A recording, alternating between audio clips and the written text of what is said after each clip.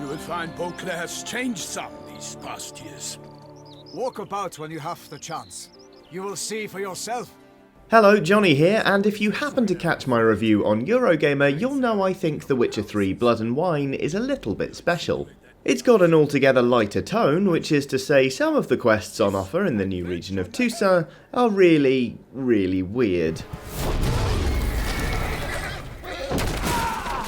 To celebrate some of these stranger sojourns, I've thrown this little video together, but be warned, it's about as spoilery can be. Stick around and I'll spoil a whole heap of side quests and one of the very last main missions, so the entire expansion, in other words. Right, now you've been thoroughly warned, off we go. Ah, it seems my guide has arrived. One of the strangest and most brilliant people in all Toussaint is a man named Belladal. He's a wealthy count with a penchant for exploration, and he's put out a Witcher contract asking for, well, a tour guide, basically. Belladal is a nature fanatic who's put together a machine designed to capture images when it's set off. Now that might sound like a camera to you or me, but it's actually a bizarre steampunk head box thing. Anyway, there are a few different animals on his wish list, and it's your duty to creep up to each one slowly so Count Belladal can get a good shot.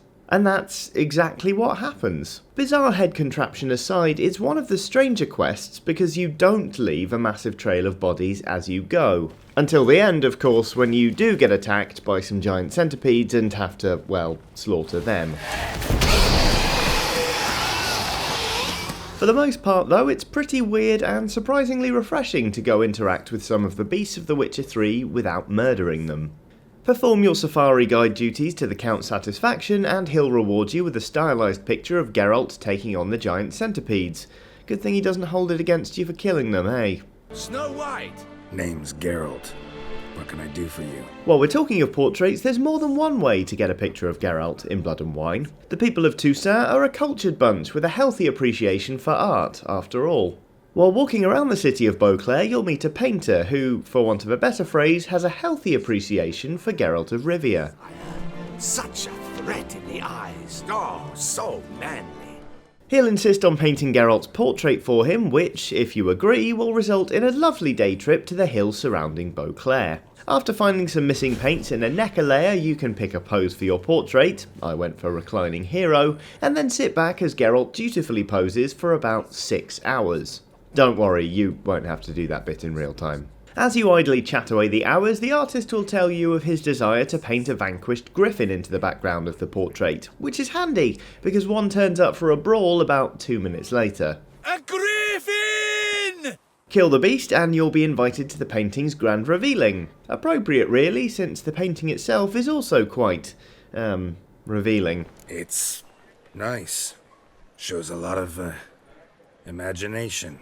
Next up on this list of weird quests is the one in which Geralt has to help a man find his missing testicles. No, really. You'll meet a gallery owner who makes his living showing off some of the best art Toussaint has to offer. Seriously, what's with all the art quests? Anyway, the prize attraction is a statue whose balls are said to bring fertility to anyone who gives them a little stroke. The only problem is, someone's hacked off said balls of plenty, and if they're not returned, the gallery owner will be ruined.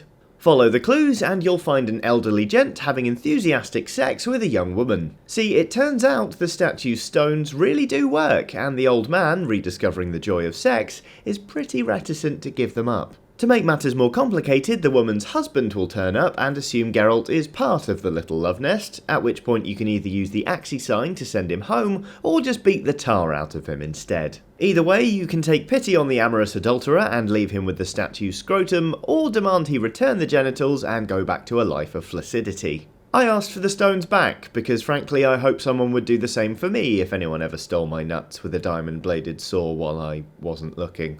I'll set my hound on you, you bumrag. Our next adventure is a bit more of a traditional Witcher quest, which is to say it's a magical mystery with an unhappy ending. See, wander about in the wilderness of Toussaint for long enough and you'll meet a woodcutter complete with massive pet dog standing next to a weeping willow, one that's very literally weeping, and bleeding. See, your woodsman acquaintance went to chop down this tree only to have blood spurt out when he made the first swing, which I guess would explain the crying. By happy coincidence, our woodsman is a bit of an expert on local lore and tells you the story of how a man went off to see the Witch of Link's Crag, vowing to return to his lover. She waited for him to come back for so long that she put down roots in a very real sense and, well, turned into a tree. Quite the curse, that.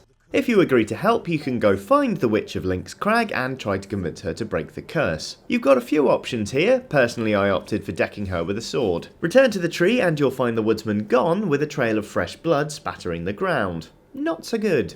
Follow the trail and you'll find the woodsman, or rather the woodsman's corpse, being savaged by his own pet dog. As it transpires, the witch did lift the curse on the woman trapped in the tree, but it turns out after so many years of fruitless waiting, she'd become pretty angry, so decided to possess the dog and kill the first person it could find.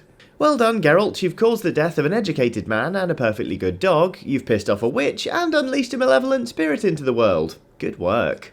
So? Got the bean, but long logs.